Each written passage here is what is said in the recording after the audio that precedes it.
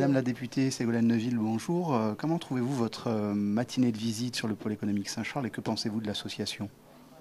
Eh bien, c'est une matinée de travail extrêmement intéressante, dense, dense, il faut bien le dire. Et je crois que dans ce monde où finalement les entreprises sont soumises à une concurrence effroyable, hein, effectivement, il vous faut tous être compétitifs. Et je crois que le fait qu'il y ait des regroupements comme ça en association d'entrepreneurs, ça vous permet d'être solidaires les uns avec les autres, ça vous permet de vous connaître avec des domaines finalement très différents les uns des autres.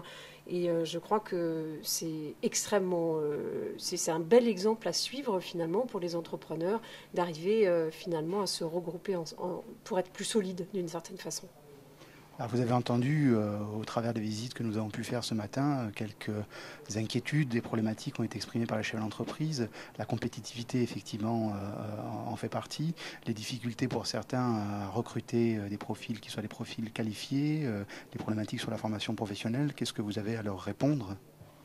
Eh bien, tout ce que j'ai entendu, à vrai dire, m'intéresse vraiment énormément. D'une part, sur la formation professionnelle, c'est vraiment du concret, de savoir que finalement, maintenant, il n'y a plus assez de jeunes qui sont formés sur la réparation des pièces, sur des choses extrêmement précises. Je crois qu'effectivement, la formation professionnelle, il y a des progrès à faire en termes d'adaptation de la formation des jeunes à la réelle demande qu'il y a dans le pays. Et je crois qu'une des réformes essentielles qui va voir le jour prochainement, celle de la décentralisation, va être fondamentale pour ce secteur-là, puisqu'il est temps qu'il n'y ait plus que les régions qui s'occupent de formation professionnelle pour que ça simplifie, en fait, que ça simplifie ce système où actuellement il y a à la fois l'État et les régions qui sont en responsabilité, et c'est beaucoup trop complexe. Alors après, sur le reste, sur la compétitivité, je crois que c'est aussi un des axes essentiels sur lesquels le gouvernement travaille actuellement.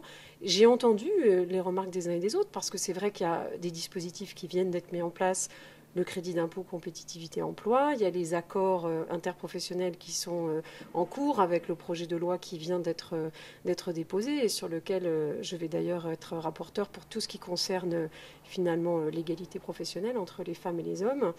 Et puis il y a les contrats de génération. J'ai entendu en fait que pour chaque dispositif, évidemment, il y a des défauts. Évidemment, il y a des défauts, il y a des avantages, et puis il y a des défauts.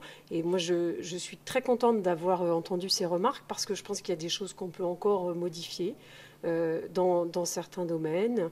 Et finalement, le législateur est là pour ça. Et donc moi, le législateur que je suis, eh bien, je pense qu'il faut qu'on renouvelle ce type d'expérience parce que ça me permet d'avoir du concret sur le terrain et ensuite de pouvoir faire modifier des choses dans les projets de loi, dans les propositions de loi qu'on peut mettre en place pour vous aider en fait et pour aider au fait que nos entreprises françaises soient plus compétitives.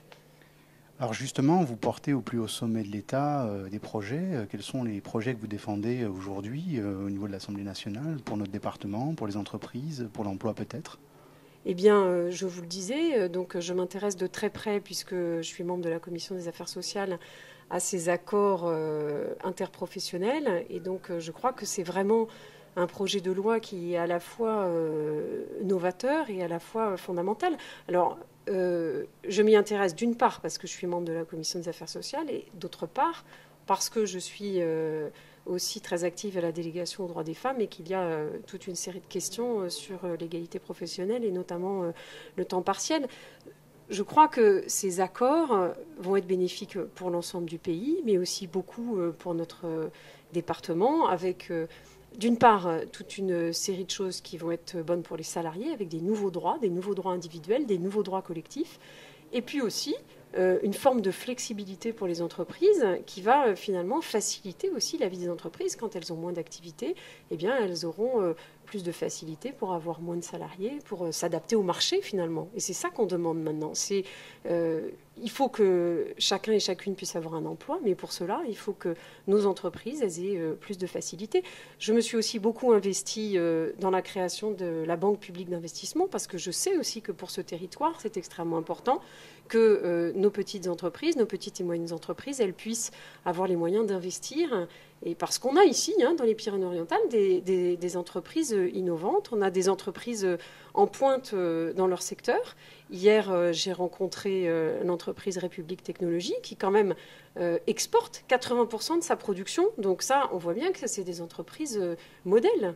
Et donc, la Banque publique d'investissement, elle va permettre à toutes les entreprises du territoire de pouvoir innover dans les secteurs où elles le souhaitent. Donc je me suis beaucoup investie pour cela également.